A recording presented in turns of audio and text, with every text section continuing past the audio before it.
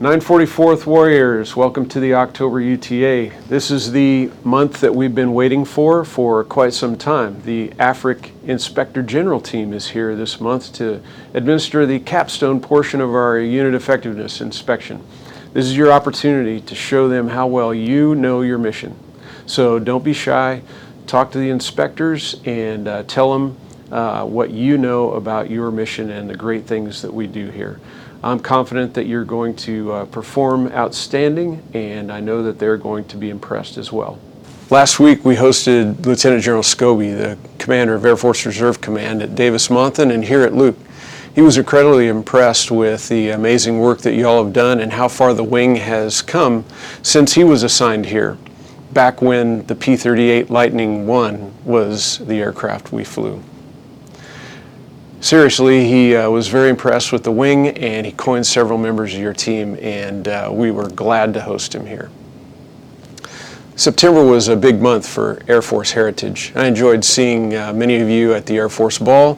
That was an incredible evening and a great way to embrace the culture of airmen, our heritage, and to celebrate the Air Force's 72nd birthday.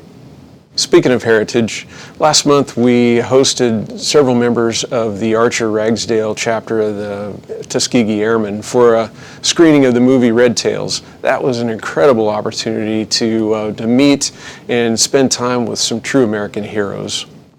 Also this month, the Air Force announced that the name of the newest trainer aircraft, the T-7A, is going to be the Red Hawk, also as a tribute to the Tuskegee Airmen. It's an incredible opportunity for our wing to share such a deep and rich heritage. All of these connections to our heritage remind me how important it is for us all to embrace those connections with other airmen, with our unit, with our mission. And so what better way to talk about that than to sit down with one of your teammates and talk about how we are all connected to the mission. So let's go talk to Staff Sergeant Deanna Radtke. Today we're going to sit down with Staff Sergeant Deanna Radtke in our Judge Advocate shop, and she is a paralegal. So we're going to bust in on her and interrupt her duty right now. Hey, how are you? Good. How are you? Nice to see you. Welcome. Sergeant Radtke, do you mind if I sit down and, quiz you a little bit? If you'd like. Cookies, wow. Cookies. Excellent. Okay, so we're doing just a short segment on visiting with members throughout the wing and talking about the mission and how your particular job impacts the mission. So maybe you could start by just telling us a little bit about yourself and what your job is and what you do. Sure. Well, I'm Sergeant Radtke and I work here in the legal office, so I'm a paralegal. I've been one for 7 years now, my entire career in the military. And in our offices, we typically work with things such as the discharge packages. We assist with legal assistance, which would be the wills, the powers of attorney, helping people get ready for their family care plan, any deployment, making sure we brief them on the Article 137, ensuring that they have information regarding USERA or SCRA. Right. So typically my day-to-day will be drafting legal reviews for discharges, ensuring that all the information is there for the package, and then I'll go ahead and send it off to the attorney to make sure that they get to do that final look over and sign off. Great.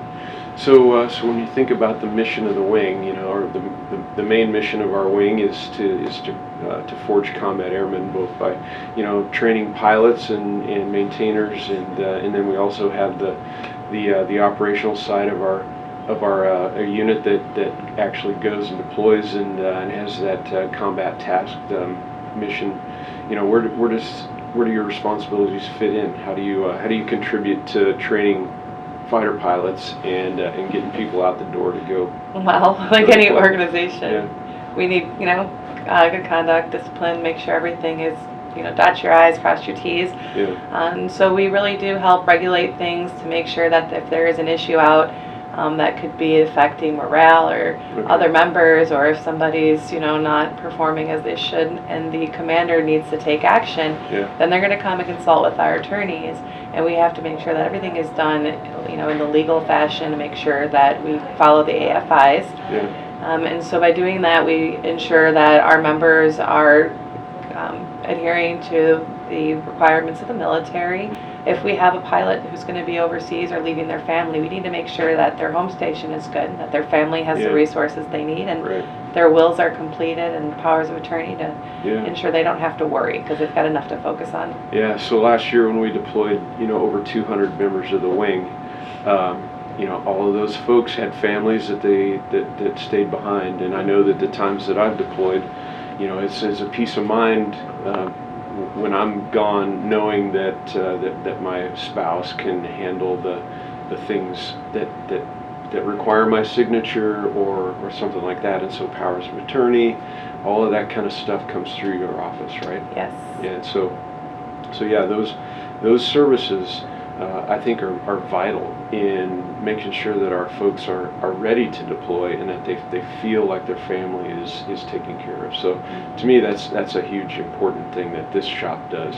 You also mentioned the discipline piece, and that's maybe a little bit of the unsavory side of this, but it's important that folks know that when commanders are considering that sort of thing, or considering admin punishment or even a discharge, that there's that consultation that always happens with the legal shop, and making sure that we're not only acting in accordance with the law and AFIs, but that we're being consistent throughout the wing. And so that's something that I stress to our commanders every time we meet, is that when we do discipline people, when we enforce standards, that it's the same, that we try to be consistent throughout the wing. So, and that's something that your shop helps us with tremendously. You want to tell us about yourself? What kind of goals, ambitions do you have? Well, on the civilian side, I'm a paralegal as well, but I'm hoping to utilize my master's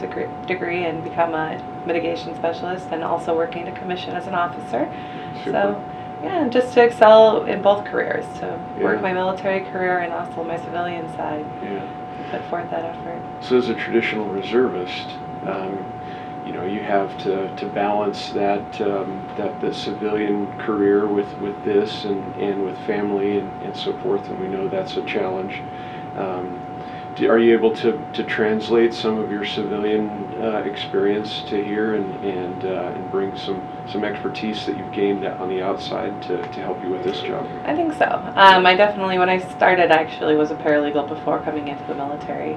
And just understanding professionalism and understanding how to interpret the law and different ways you can apply things, and the techniques that we use are helpful not only to the office but also to the members who do come in here, so that you have a little bit more knowledge. So if somebody comes in for a personal matter and you work as paralegal on the outside, you are more familiar with the laws of that state and the different things that are going to be required. Awesome.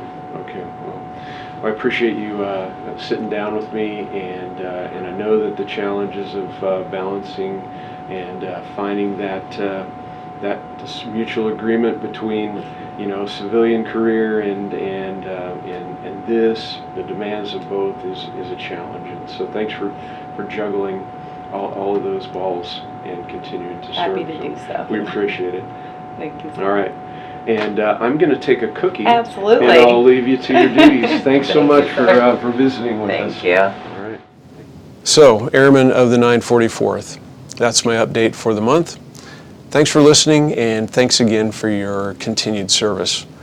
I'm incredibly proud of all of you, and I'm proud to be a member of your team, and I can't wait to show you off to the AFRIC IG this month.